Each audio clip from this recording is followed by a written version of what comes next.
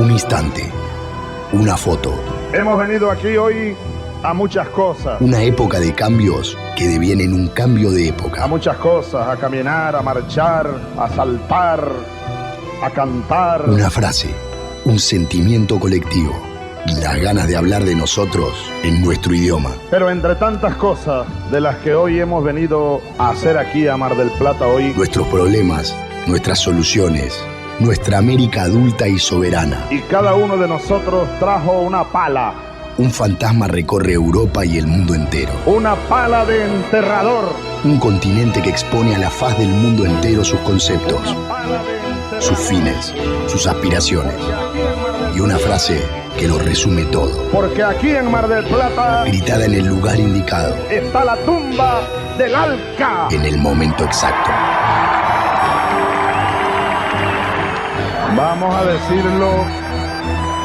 Vamos a decirlo. Alca, Alca, al carajo. A partir de este momento, Alca, Alca, al carajo. Las fronteras se abren y la patria se agranda.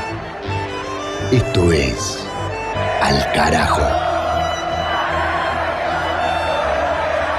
Noticias, política y cultura de América. Esto es Al Carajo.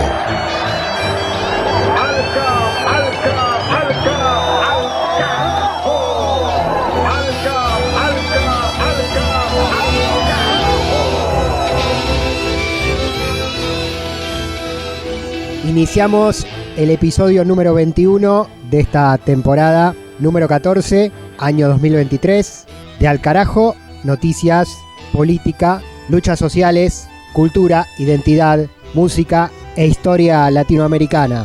Mi nombre, Pablo Daniel Ovín, en la conducción y en la producción periodística, junto con Mavi Sosa en los contenidos culturales, Juan Francisco Martínez Pería, nuestro historiador, integrante del cuerpo docente de la Universidad Nacional de las Madres de Plaza de Mayo de Argentina y docente de la educación pública latinoamericana. Y menciono también la participación, colaboración e interacción de los compañeros y compañeras de las radios comunitarias, campesinas, populares y alternativas de los distintos países del continente, con quienes intercambiamos información y quienes ponen la voz y la noticia directamente desde cada uno de los territorios en el aire de este programa.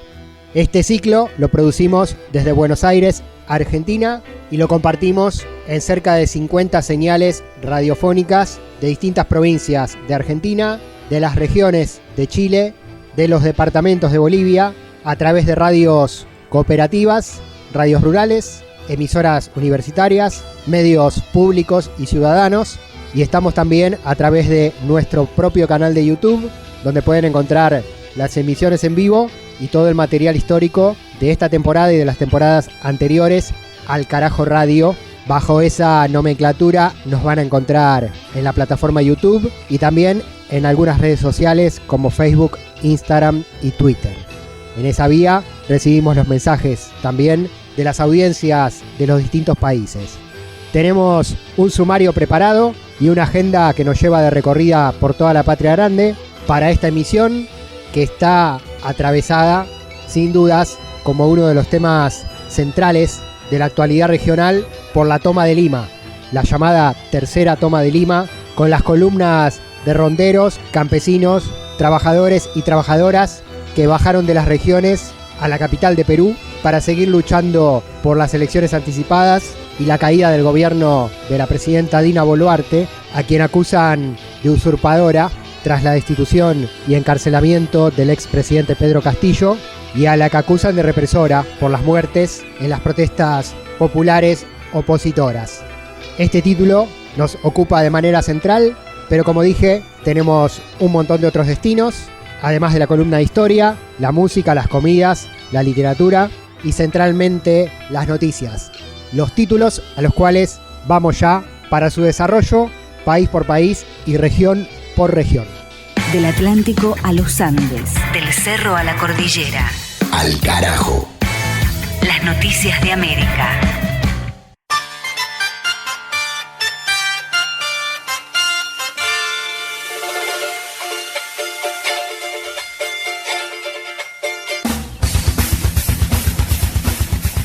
En Ecuador, conmoción por el asesinato de un candidato a diputado en plena campaña. La víctima es Raider Sánchez Valencia, quien fue atacado a tiros por un desconocido al salir de una reunión política en Quinindé, provincia de Esmeraldas, en el marco de una recorrida de cara a las elecciones del próximo 20 de agosto. El dirigente fallecido aspiraba a una banca en la Asamblea Nacional por la alianza conformada por los partidos Suma y Avanza, que postula para la presidencia a Otto Sonnenholzer, quien fuera vicepresidente del gobierno de Lenín Moreno. Tras el hecho, los actuales compañeros de partido de Sánchez Valencia manifestaron su repudio y pidieron justicia, y a la par de ellos se pronunciaron también los referentes del correísmo, actuales competidores del sector al que pertenecía el asesinado, con pronunciamientos de los candidatos a la presidencia y vice, Luisa González y Andrés Arauz, respectivamente, que desde el movimiento Revolución Ciudadana responsabilizaron al saliente gobierno del neoliberal Guillermo Lasso por la violencia política que se vive en Ecuador. Al carajo. En Panamá, el expresidente Martinelli denuncia persecución política tras ser condenado por lavado de activos. La sentencia contra el dirigente centroderechista es a 10 años y 8 meses de prisión, más el pago de una multa de 19 millones de dólares. La causa es por la compra irregular con dinero del Estado de la mayoría de las acciones del grupo de comunicación Panamá América, el cual, según las denuncias, cambió la línea editorial de sus medios a favor del gobierno del entonces mandatario. De acuerdo con la acusación, la compra se habría realizado a través de un complejo esquema de sociedades donde distintas empresas depositaron un total de 43.9 millones de dólares a cambio de la obtención de concesiones de obra pública. Sin embargo, para Ricardo Martinelli, su condena y todo el juicio estuvo amañado con el objetivo de impedir que pueda presentarse a las elecciones presidenciales del 2024. Si bien su defensa apeló el fallo, el político está convocado a juicio para agosto en otra causa de presunto blanqueo de sobornos que habrían sido pagados por la constructora brasileña Odebrecht, y de sumársele otro revés judicial quedaría irreversiblemente fuera del escenario electoral. Al carajo. En México piden justicia por el crimen de un activista LGTBI. El joven asesinado es Ulises Salvador Nava Juárez, militante por los derechos de los colectivos de diversidad y reconocido funcionario de la Universidad Autónoma de Guerrero. Según las denuncias, el hecho tuvo características sicariales, con 2 personas en motocicleta que dispararon al paso en al menos 6 ocasiones, causándole la muerte. El ataque ocurrió cuando Nava salía del Museo Descubre, en Aguascalientes, donde se llevaba a cabo el primer Congreso Nacional de Litigio Estratégico para Cuotas Arcoíris, foro orientado a la inclusión de la comunidad homosexual. Compañeros de militancia del fallecido y autoridades de la universidad a la que pertenecía se pronunciaron pidiendo a la justicia una investigación apegada a los derechos humanos y que no se descarte de ninguna manera que el motivo del crimen haya sido su orientación sexual.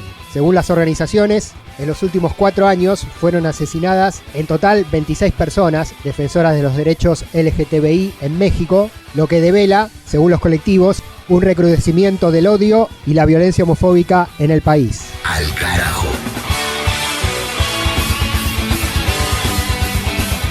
En Honduras, gran marcha popular en apoyo al gobierno de Xiomara Castro. Entre las consignas de la convocatoria, encabezada por el Partido Libre, Libertad y Refundación, estuvo el respaldo a la Ley de Justicia Tributaria presentada en el Congreso. Dicho proyecto, impulsado por el oficialismo, propone una reforma que reduzca impuestos a los sectores trabajadores y a las pequeñas y medianas empresas y aumente la carga sobre las grandes corporaciones. El rechazo a esta iniciativa es de la oposición de derecha y del Consejo Hondureño de la Empresa Privada. Además, la movilización, que fue llamada Marcha de las Antorchas, pidió por la adhesión al Banco de Desarrollo de América Latina y por la instalación en el país de la Comisión Internacional contra la Corrupción y la Impunidad. En paralelo, los convocantes, entre ellos el expresidente Manuel Zelaya, advirtieron sobre el intento de la puesta en marcha de un proceso de golpe blando por parte de los partidos Nacional y Liberal, grandes empresas concentradas y también intereses externos a Honduras. Así habló, desde la Caravana Popular, el propio Mel Zelaya, en apoyo al gobierno de su esposa, la presidenta Xiomara Castro. En 1 año y medio se ha logrado lo que ningún presidente de Honduras había logrado con la dirección fecunda generosa y sensible de una mujer valiosa como Xiomara Castro. En un año y medio se le está subsidiando a más de 800.000 familias energía gratis para sus hogares que antes le pagaban fondos de su sangre a la dictadura. Se canceló la ley que le cercenaba los derechos a la clase trabajadora, la de empleo por hora. Se canceló y se derogó el decreto con el cual iban a vender los pedazos de territorio en el país, que se llamaba Ciudades Modelo de Desarrollo CEDES. Tenían repartido 17 regiones de Honduras para entregársela a 17 transnacionales y familias poderosas y desarticular nuestro país. Este país, endeudado hasta la economía, empobrecido por los más sinvergüenzas y ladrones que han gobernado alguna vez en la historia de este país, hoy se levanta con un grito de una mujer en resistencia, de un pueblo que dice: no pasará nunca más, ni volverán aquellos que han ultrajado la memoria de nuestra historia, de nuestros próceres y nuestros libertadores. De norte a sur, de este a oeste. Al carajo. Un viaje por el continente. Siguiente destino en Al carajo, Trinidad y Tobago, a través de la música de Cheryl Byron, Ancestral Chant.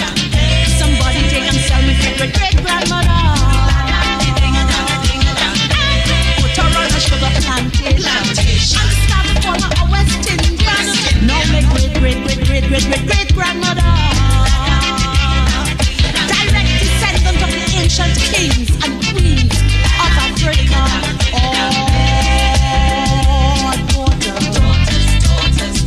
Captured, trapped on a little bitty island. In the middle of the Caribbean. All alone with a knocking, an innocent victim. She was a victim of colonization. A victim of a seriously inhuman system. Iron shackles on her ankles, a bondage of pain. Her human rights violated again and again and again and again and again and again. As the slave master with the flesh off her body.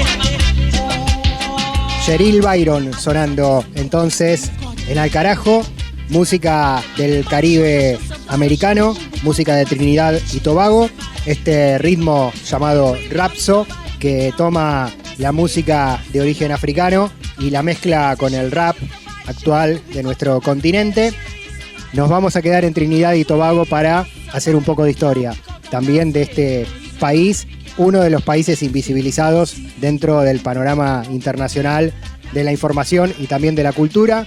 Juan Francisco Martínez Pería, nuestro historiador de cabecera en el programa, docente del Centro Cultural de la Cooperación de Buenos Aires, Argentina, nos trae a los próceres de Trinidad y Tobago. Juan, ¿cómo estás? Hola Pablo, ¿cómo te va? Una gran alegría estar nuevamente en el programa. Vamos a estar hablando de una figura muy importante que es George Padmore, ¿no? Trinidad y Tobago, como vos decías, es una isla que muchas veces no se tiene muy presente, ¿no? Sobre todo desde nuestra región, desde los países hispanoparlantes, que ha tenido una muy rica historia y que ha dado nacimiento a toda una serie de grandes figuras muy importantes en lo que se conoce como el panafricanismo, ¿no? George Padmore, C.L.R. James, Eric Williams son algunos de estos nombres muy, muy importantes. Padmore es, sin lugar a dudas, uno de los más grandes de la historia de Trinidad y Tobago y del panafricanismo, con una vida de aventura, trashumante, ¿no? De acá para allá, que vamos a resumir un poquito hoy. Totalmente. Geopolíticamente, Trinidad y Tobago está a pocos kilómetros marítimos del continente y de Venezuela, nada más y nada menos, con todo lo que ello implica en la actualidad. Sí, Trinidad fue parte de Venezuela, fue una colonia española, parte de Venezuela, hasta que a fines del siglo XVIII tomaron posesión, se la conquistaron los británicos, ¿no? Y la unieron Trinidad y Tobago, y ha sido una isla muy importante porque además ha sido productora de petróleo, ¿no? Y eso es importante, es productora de petróleo. Y como decía antes, ha dado nacimiento a figuras políticas, intelectuales muy importantes, ¿no? Una cosa que nosotros ya estuvimos charlando un poco en otros encuentros, cuando hablamos de Marcus Garvey, es el panafricanismo, ¿no? El panafricanismo surge fuera de África, surge a partir de la diáspora africana en América, en el Caribe, y fue este movimiento intelectual y político de la idea de unidad de África, de los descendientes de África, ¿no? Y de la emancipación de África. Y tuvo distintas figuras, ¿no? Marcus Garvey es una de las más importantes, que creó un movimiento popular enorme. Marcus Garvey, que es de Jamaica, ¿no? Que ya comentamos. En algún momento hablaremos de la primera esposa de Garvey también, Amy Ashwood Garvey, que fue muy importante también en todo este movimiento y obviamente muy olvidada. Otra figura clave es un intelectual y político norteamericano que se llama W.E.B. Du Bois, una figura muy relevante en Estados Unidos y en toda esta historia. Pero hoy nos convoca alguien que ha quedado bastante olvidado, ¿no? Hoy por hoy se están recuperando intelectuales del mundo afrodiaspórico y generalmente hoy por hoy se están recuperando figuras como Aimé Césaire, Frantz Fanon, que valen la pena, que son muy importantes, que forman parte del Caribe, el Caribe francófono, ¿no? También hay otra figura muy importante que es Amílcar Cabral, que en su momento también hablaremos. Pero otras figuras han quedado medio olvidadas. Y yo creo que una de las que más ha sido olvidada es George Padmore, que es una figura que yo estoy intentando recuperar. He traducido un libro, que ahora vamos a comentar cuál. Estoy escribiendo también sobre él y me parece una figura clave. Padmore nació el 28 de julio de 1903 y murió en Trinidad y Tobago, y murió el 24 de septiembre de 1959. Y decía al principio que tuvo una vida medio de novela, ¿no? Con muchos viajes, con muchas idas y vueltas. De joven, en la década del 20, se fue a estudiar, después de hacer sus primeros estudios secundarios y sus primeros trabajos en Trinidad y Tobago, se fue a vivir a Estados Unidos, ¿no? En la década del 20, que Estados Unidos era un lugar de mucha actividad política, mucha actividad sindical, y en un marco de lo que se conoce como el Renacimiento de Harlem, donde estuvo esta gran movilización popular afroamericana que fue el movimiento de Garvey, ¿no? Él, que ya estaba influido por Garvey y por Du Bois y que tenía una conciencia negra fuerte, sin embargo decide meterse en el Partido Comunista, ¿no? Y se vincula con la izquierda. La Revolución Rusa tuvo un impacto grande entre los pueblos periféricos, generó mucha simpatía y hubo todo un círculo de sectores afrodiaspóricos que se sintió vinculado comprometido con la Revolución Rusa, y Padmore fue uno de los principales, ¿no? Y él se afilia al Partido Comunista y después se va a la Unión Soviética muy tempranamente, incluso va a ser el primer diputado afrodescendiente del Soviet de Moscú, va a dar clases sobre colonialismo en una universidad pensada para estudiantes que venían del mundo colonial. Pero lo más importante es que rápidamente va a tener un ascenso meteórico y va a ser líder de una organización creada por la Tercera Internacional que llamó en castellano el Comité Sindical Internacional de Trabajadores Negros, que era una organización que tenía como objetivo organizar, digamos, a los negros del mundo, sobre todo sindicalizarlos e impulsarlos revolucionariamente, ¿no? Y ahí escribe un libro muy, muy interesante, su primer libro, en 1931, que se llama La vida y lucha de los trabajadores negros. Este libro nunca se tradujo al castellano, yo lo traduje, todavía no lo publiqué, pero es un libro súper interesante donde él hace todo un análisis de las condiciones terribles de vida, de trabajo, de los africanos y los afrodescendientes en África, en el Caribe, en América, analizando, digamos, los distintos imperios, mostrando, ¿no?, cómo la violencia, la explotación laboral, la confiscación de tierra, las políticas de pases, la discriminación institucional funcionaba en todos estos imperios, de manera realmente con una enorme cantidad de detalles y mostrando lo sistémico del imperialismo, ¿no? Y además algo muy importante es que la perspectiva europea sobre el imperialismo, ¿no?, pensemos en Lenin y otros autores como Rosa Luxemburgo, generalmente le habían dado más centralidad a lo económico, ¿no? Quiero decir, a lo económico, y no le habían dado mucha importancia a la cuestión de raza o tampoco a la cuestión de género particularmente. Y acá lo que hay es una mirada que engloba la cuestión colonial, la cuestión de raza, la cuestión de clase, un marxismo heterogéneo, lo que se ha llamado un marxismo negro. Padmore va a ser, digamos, una gran figura en un creador de un marxismo original, un marxismo negro.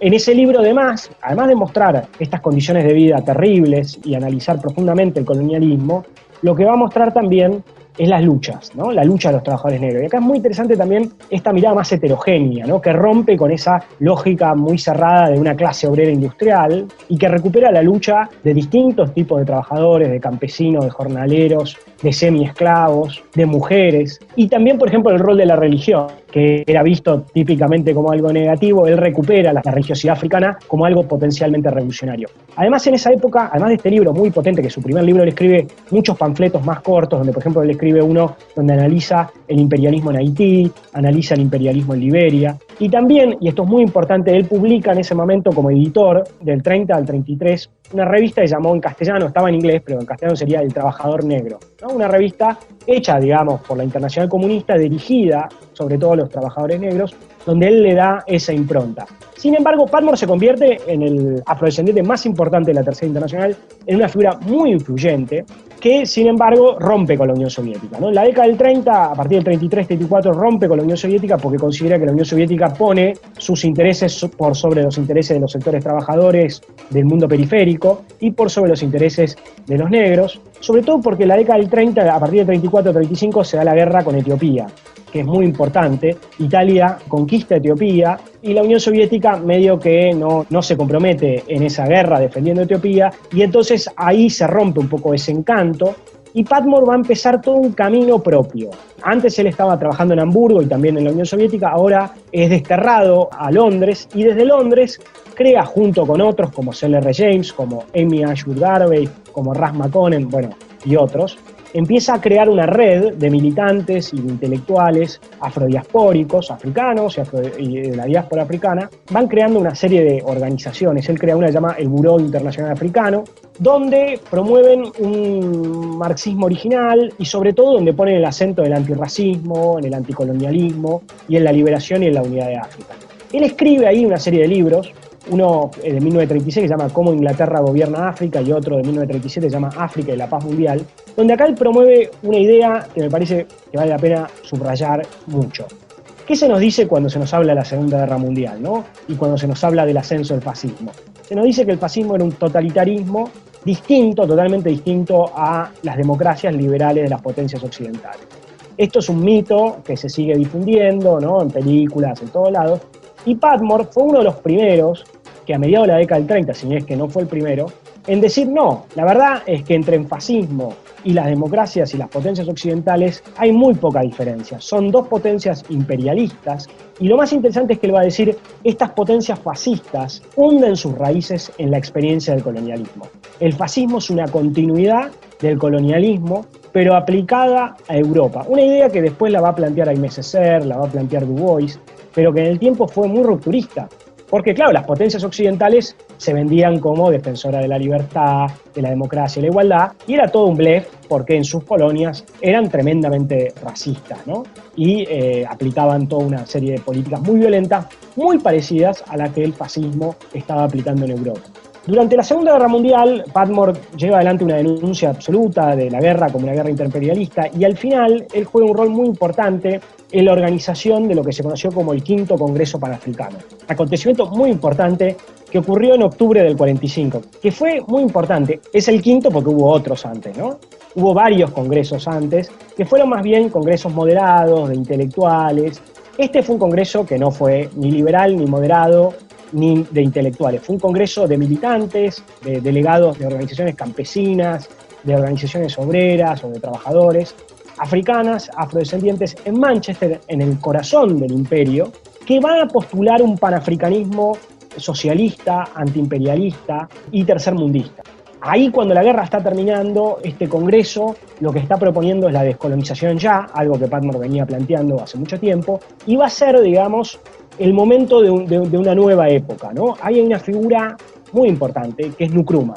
Nkrumah era un joven de Costa de Oro, que Costa de Oro es lo que actualmente es Ghana, que fue a estudiar a Estados Unidos, y en Estados Unidos conoce a C.L.R. James, que era amigo de Patmore, después se va a Londres, y en Londres se convierte en el pupilo de Patmore.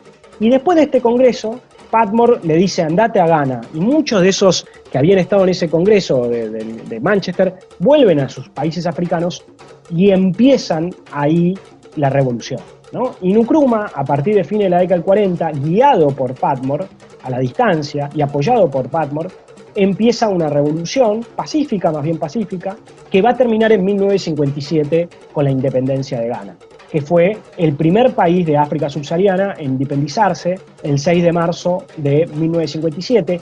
Y en ese momento nosotros vemos como un giro de Patmore, ¿no? Un giro cada vez más hacia una posición anticolonialista y una posición no alineada, cada vez más alejado de la Unión Soviética y cada vez más alejado de esta idea de que Europa nos va a salvar. El último libro que escribe se llama Panafricanismo, Comunismo, donde él plantea, bueno, nosotros no podemos esperar nada de Europa, nada de la Unión Soviética, nosotros tenemos que hacer nuestro propio camino, y nuestro propio camino es un camino panafricano, pero socialista, ¿no? Él siempre va a ser socialista, entendiendo en esta idea de un socialismo propio, de un socialismo nacional, un socialismo panafricano en este caso, y planteando una idea que era los Estados Socialistas Unidos de África, ¿no? Una idea que también en América Latina, por si no les queda alguna duda, las similitudes con lo que pasa en América Latina, ¿no? Los sectores de izquierda nacionalistas y las semejanzas también con la Revolución Cubana, ¿no? Y todos esos procesos, y también esta idea de no alineados, ¿no? Ni con Estados Unidos ni con la Unión Soviética. Bueno, para ir cerrando, Nkrumah logra la independencia, se convierte en el líder de la Revolución de Costa de Oro. En 1957, en marzo, se logra la independencia, nace Ghana, le cambian el nombre,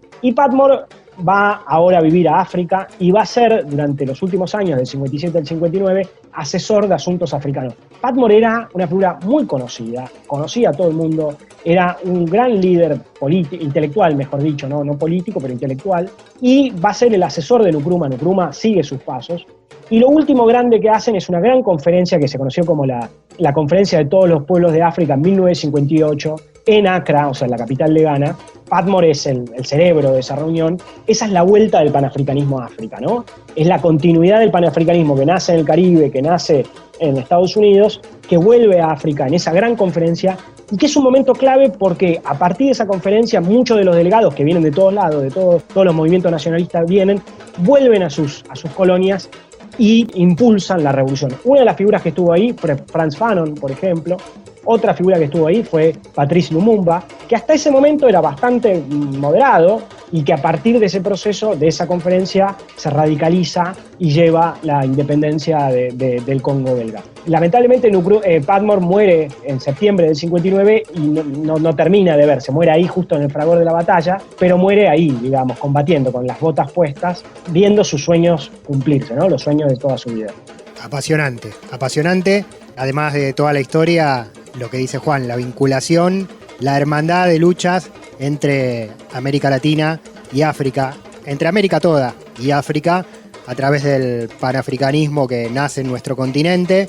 Juan, para cerrar, y ahora te voy a preguntar por libros y que me repitas también estos trabajos tuyos que son muy, muy interesantes sobre este tema, ¿qué es de todo este movimiento africanista y del legado de Patmore en el día de hoy? ¿En qué lugar está? ¿Tiene fuerza? ¿Cómo está esa África revolucionaria de entonces, hoy parada en el Concierto de las Naciones?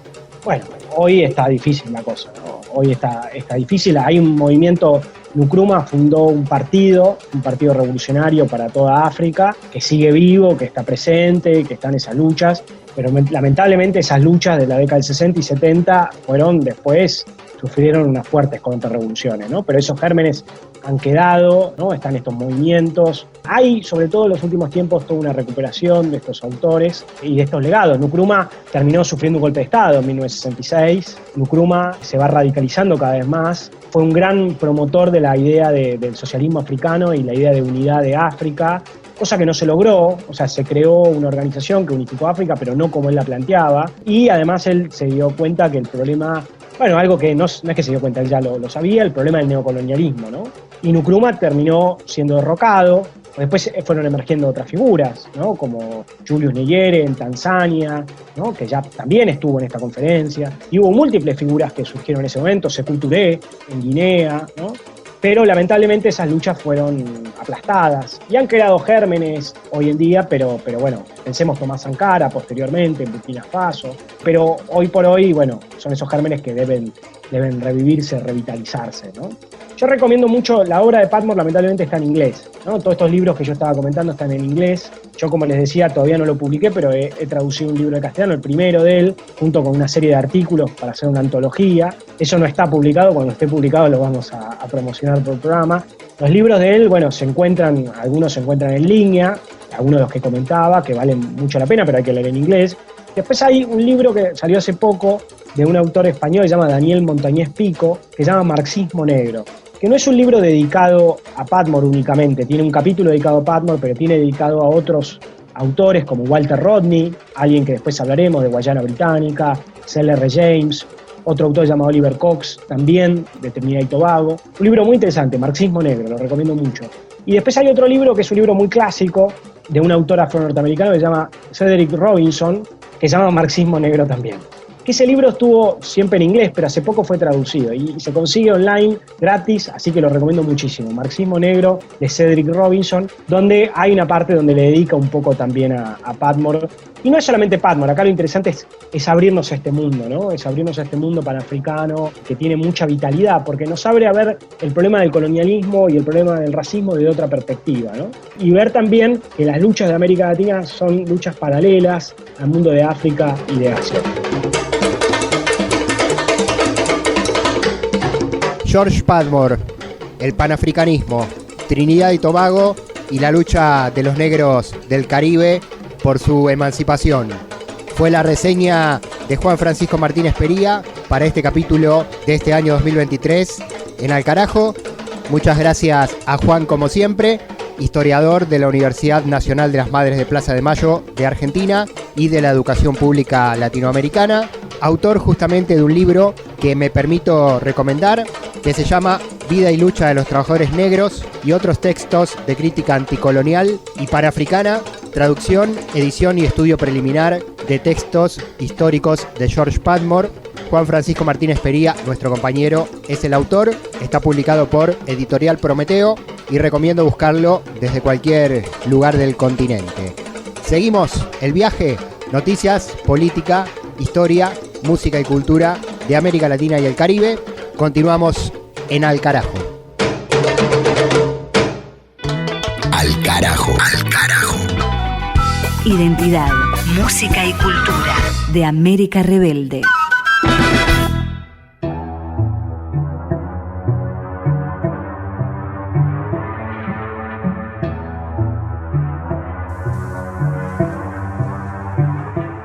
Esta pieza musical que suena ahora en Al Carajo se llama Milcao, pertenece a la compositora y chelista Camila Leal Gómez, oriunda de Puerto Varas, en el sur de Chile. En esta versión participa la banda Viajeros a Valparaíso y musicaliza la receta que vamos a cocinar hoy radiofónicamente. Los ingredientes y los secretos de este sabor popular los tiene Mavi Sosa. En este episodio vamos a aprender cómo se cocina el milcao chileno, que es una especie de pan de papas que se prepara mezclando papas crudas y papas cocidas con otros ingredientes. El milcao forma parte de la gastronomía del sur de Chile, particularmente de la zona del archipiélago de Chiloé. La cercanía y la inmigración generó que también sea una receta que hoy se prepara en el sur de la Argentina. La receta que hoy se conoce viene de la tradición campesina de Chile, también porque es la zona donde principalmente se cultivaba y se consumía papa. Entonces todas las recetas de la zona tienen como base la papa. El nombre milcao varía a melcao, melcado o pan de los chilotes. Es tan popular este plato que aparece incluso en muchísimas canciones folclóricas y en adivinanzas. Les cuento cómo se prepara.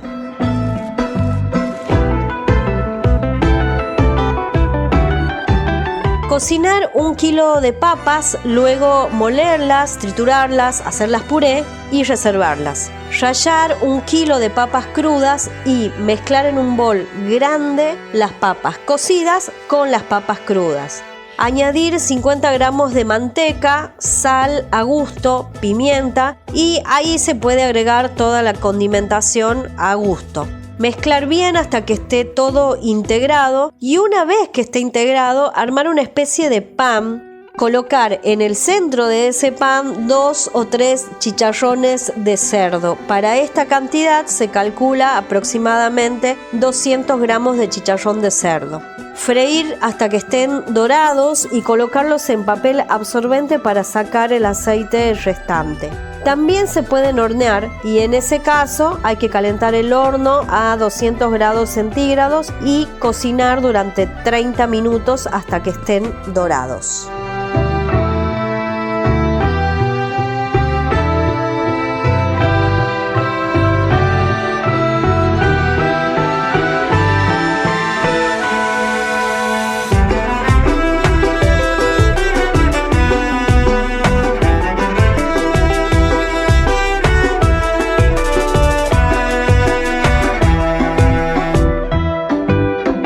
Milcao chileno, la comida preparada en Alcarajo con raíz e identidad latinoamericana. Y esta música que acompaña, reiteramos, de Camila Leal Gómez, compositora y chelista desde el CEMUBI, Centro de Estudios Musicales y Bienestar, versión Banda Viajeros a Valparaíso y Amigo a lo largo de Chile. Esta pieza sonora se llama Como la comida que compartimos y que preparó Mavi Sosa acá en Alcarajo. Milcao. Escuchamos y comimos.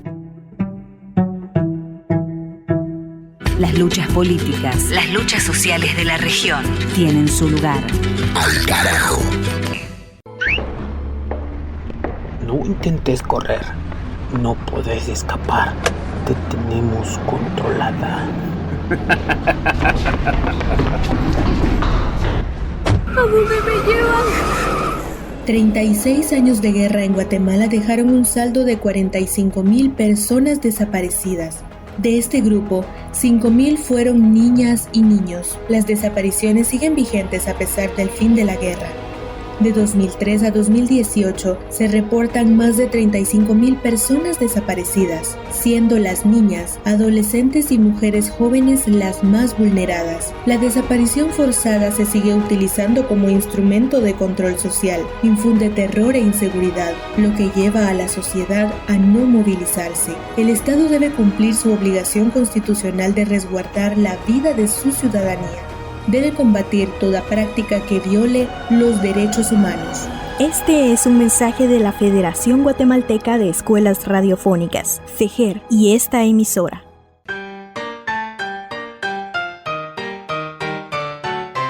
Alcarajo. Una mirada al sur desde el sur. Y ahora, en la continuidad de este viaje latinoamericano, información en voz propia desde los territorios, a través de los micrófonos de las radios campesinas y comunitarias del continente. Uno de los títulos es la tercera toma de Lima, la gran marcha popular convocada a la capital peruana para continuar pidiendo por la renuncia de la presidenta Dina Boluarte, por el cierre del Congreso y el llamado a elecciones generales, ejecutivas y legislativas, por el llamado a una asamblea constituyente y también a algunos de los sectores participantes de esta nueva gran movilización opositora que piden por la libertad del expresidente Pedro Castillo, por la nulidad del juicio político de la vacancia en su contra y por su restitución al frente del gobierno. El informe en Alcarajo lo compartimos vía Radio Cutibalú, emisora comunitaria de la región de Piura, con los micrófonos y los grabadores en el corazón de las columnas de ronderos, campesinos e indígenas que bajaron de las regiones hasta la capital y llevaron adelante esta denominada tercera toma de Lima. Se llevó a cabo la tercera marcha de toma de Lima, que congregó a representantes de diferentes regiones del país. Desde el norte, el centro y el sur del país llegaron diversas delegaciones para sumarse a estas nuevas jornadas de lucha contra el gobierno de Dina Boluarte, para quien piden que renuncie y convoquen a una nueva constituyente. Además, se solicita también la renuncia de los parlamentarios del Congreso, quienes han perdido confianza y credibilidad en los últimos tiempos.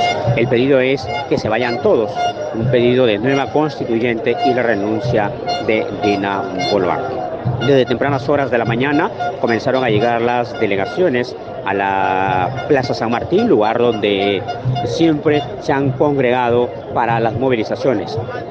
Este recinto estuvo cercado por personal policial y eso permitió la concentración de nadie. Por lo tanto, tuvieron que llegar, esperar un rato, dar vuelta alrededor de la plaza y luego concentrarse en la Plaza 2 de Mayo, desde donde partió la marcha a las 4 de la tarde aproximadamente, recorriendo las calles céntricas de Lima, la avenida Alfonso Ugarte, una avenida que siempre es recorrida en estas movilizaciones. Luego tomó la ruta de la avenida Paseo Colón, avenida Bancay, avanzó algunas cuadras y luego se encontró con un fuerte cordón policial, al menos 6 tanquetas de la policía y al parecer de la Marina, por las características que podíamos distinguir desde lejos, ¿no? Que no permitió el avance de las diferentes delegaciones de la movilización. Hasta aquí llegó el punto en el centro de Lima. Las personas asistentes acusaban a los policías de corruptos y de defender a los mafiosos y a los corruptos. Mientras tanto, las arengas no se dejaban de escuchar respecto a la renuncia de la presidenta Dina Boluarte y de nuevas elecciones. Un capítulo importante señalar que durante el recorrido hubieron manifestaciones culturales, es decir, haciendo uso del arte, de los elementos culturales de las regiones, se recorrió las diversas calles de Lima. Por lo menos no se hizo notar ningún acto de violencia por parte de quienes marchaban y todo transcurría con absoluta normalidad. Esto es lo que nosotros podemos reportar desde Lima, Perú, en colaboración con Radio Cutibalú. Gracias a los compañeros de Radio Cutibalú de Piura, Perú. Informe de la tercera toma de Lima, desde el corazón de las marchas contra el gobierno en la capital peruana. Desde allí nos vamos hasta Ecuador, tema elecciones nacionales. En la primera parte de este capítulo en curso de Al Carajo, hablamos del asesinato de un candidato para la Asamblea Nacional, muy grave. Está difícil el clima de los últimos meses del gobierno de Guillermo Lasso y la expectativa de su sucesión puesta en el posible regreso del correísmo. Nuestro informe sobre estas elecciones ecuatorianas del 20 de agosto es a través del compañero Víctor Gómez Barragán, directamente desde el territorio, desde Radio Sucumbíos, desde la Amazonía ecuatoriana. Saludos cordiales oyentes, amigos de América Latina y el Caribe. El Ecuador tiene 8 binomios presidenciales calificados para las elecciones generales anticipadas convocadas por el Consejo Nacional Electoral para el próximo 20 de agosto, una vez que el Tribunal Contencioso Electoral certificó que no existen recursos constitucionales pendientes en contra de los aspirantes a la presidencia de la República.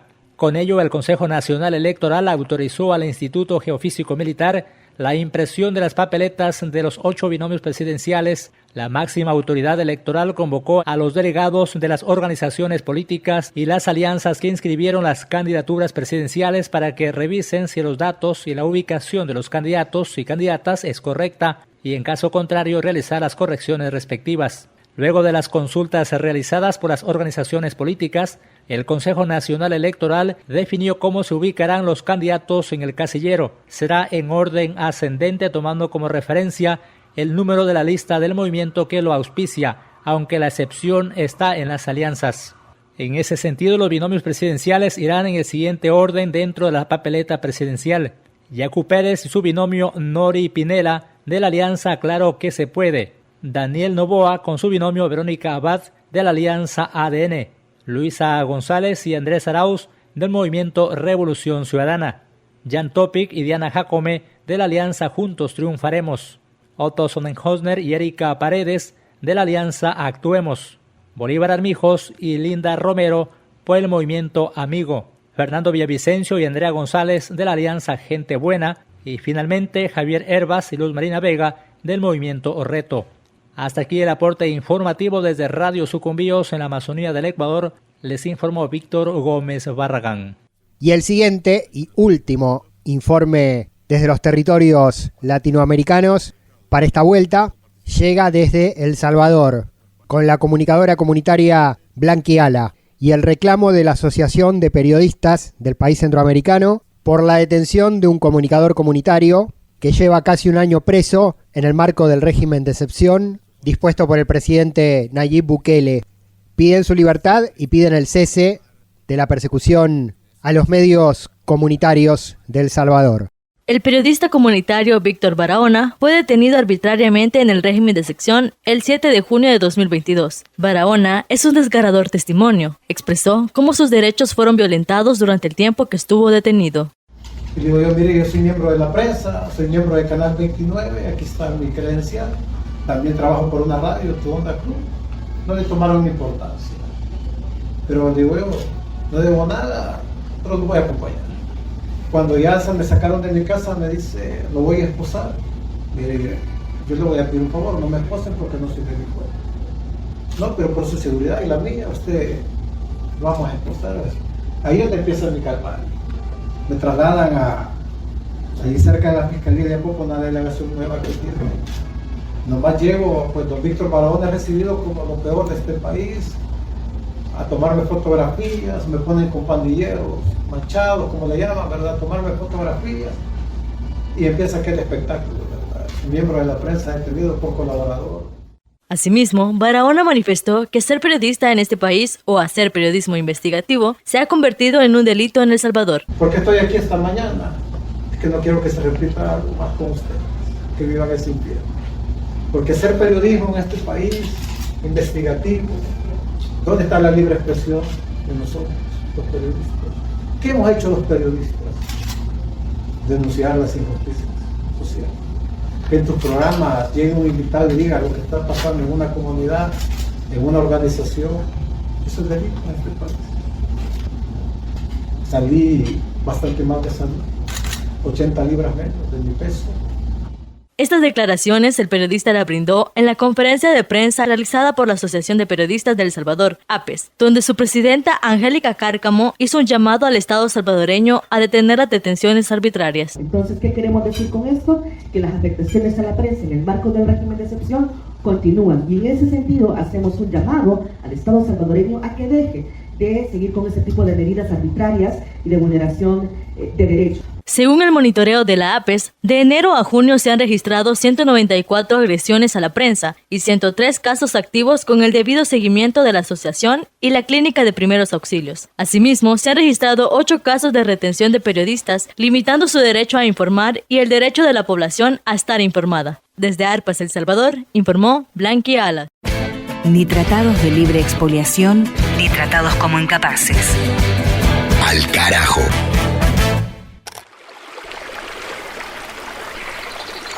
El escritor cubano Miguel Barnett. Mi posición es la de siempre, inclaudicable con los principios de la Revolución Cubana, con esa conciencia que nos sembró Fidel de saber que a lo que no podemos llegar nunca es al neoliberalismo o al capitalismo salvaje, y que la verdadera solución de los problemas de este continente, y se ha demostrado con esta revolución, si estamos hablando de derechos humanos, de los principales derechos humanos, que es el derecho a la vida, a la salud, a la educación, a la cultura, es el socialismo. Y antes de finalizar este episodio, como siempre, abrimos nuestro libro de cabecera del 2023. Lectura y literatura latinoamericana en Al Carajo. Memorias de un cimarrón, de Miguel Barnett, Cuba.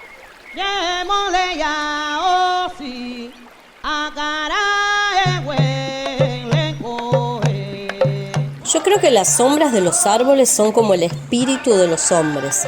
El espíritu es el reflejo del alma, ese se ve. Lo que sí los hombres no estamos dados a ver es el alma. No podemos decir que ella tenga tal o cual color. El alma es una de las cosas más grandes del mundo. Los sueños están hechos para el contacto con ella. Los congos viejos decían que el alma era como una brujería que uno tenía por dentro. Ellos decían también que había espíritus buenos y espíritus malos, o sea, almas buenas y almas malas, y que todo el mundo las llevaba. A mi entender, hay quien tiene el alma en el sentido de la brujería nada más, Otras personas la tienen en el sentido natural. Yo prefiero esa, la natural, porque la otra tiene pacto con el diablo. Puede suceder que el alma se vaya del cuerpo. Eso es cuando una persona se muere o cuando está dormida. Ahí es donde el alma se sale con las suyas y empieza a recorrer el espacio. Lo hace para descansar, porque tanto litigio a todas horas no hay quien lo aguante. Hay personas a quienes no les gusta que los llamen cuando duermen, porque son asustadizos y se pueden morir de pronto. Eso pasa porque el alma en el sueño se va para afuera, lo deja uno vacío. Yo a veces paso escalofríos por la noche.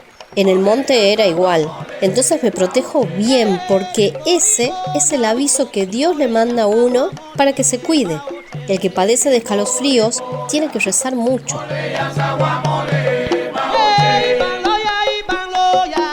El corazón es muy distinto. Él nunca se va de su puesto. Con uno ponerse la mano en el lado izquierdo puede comprobar que está latiendo, pero el día que se para se queda listo. Por eso no hay que confiar en él. Ahora, lo más importante en esa materia es el ángel de la guarda. Ese es el que lo hace avanzar o retroceder a uno. Para mí el ángel está por arriba del alma y del corazón, siempre al pie de uno, cuidándolo a uno y viéndolo todo. Por nada del mundo se va. Yo he pensado mucho sobre estas cosas y todavía las veo un poco oscuras. Todos esos pensamientos vienen cuando uno está solo. El hombre piensa a todas horas. Hasta cuando sueña es como si estuviera pensando. Hablar de los pensamientos no es bueno. Hay el peligro de que venga la decadencia. No se puede confiar mucho de la gente. ¿Cuántas personas no le preguntan a uno para saber bien y después partirle el carapacho? Además, eso de los espíritus es infinito, como las cuentas, que nunca se acaban. Nadie sabe su fin. La verdad es que yo no confío ni en el Espíritu Santo. Por eso de cimarrón no estuve con nadie. Al carajo. Una crónica de la región. Aquí se queda la clara, la entrañable transparencia de tu querida presencia, comandante Che Guevara. Mavi Sosa en la lectura, también en la música, en las recetas y en la cultura latinoamericana, parte del staff de este Al Carajo, número 21 de esta temporada número 14, año 2023. Gracias, Mavi. La reencontramos en nuestro próximo capítulo. Gracias también a Juan Francisco Martínez Pería con la columna de historia latinoamericana, siempre fundamental en este espacio para entender los procesos actuales desde la construcción histórica a lo largo de los tiempos. Y gracias también de nuevo a los compañeros y compañeras de las radios comunitarias, campesinas e indígenas que nos brindan y comparten la información desde los territorios, desde cada país, desde cada pueblo, en voz propia, y a las radios comunitarias, cooperativas, universitarias y públicas que nos retransmiten en Argentina, en Bolivia, en Uruguay, en Chile, más las plataformas, los portales, los centros de producción que nos llevan a sonar a todos los rincones del planeta. Finalizamos acá con este episodio. Nos pueden encontrar en cualquier momento en la plataforma YouTube para reescuchar y compartir cada uno de los capítulos de esta temporada y las temporadas anteriores. Nos reencontramos por esa vía o en el aire de esta misma radio en nuestro próximo capítulo. Mi nombre, Pablo Daniel Ovín, en la conducción y producción periodística. Esto fue Al Carajo. Será hasta nuestro próximo encuentro. Muchas gracias por la escucha. Para plantar la bandera, comandante, con la luz de tu sonrisa, tu amor revolucionario te conduce a nueva empresa, donde espera la firmeza de tu brazo libertario. Aquí se queda la clara, la entrañable transparencia de tu querida presencia, comandante Che Guevara. comandante.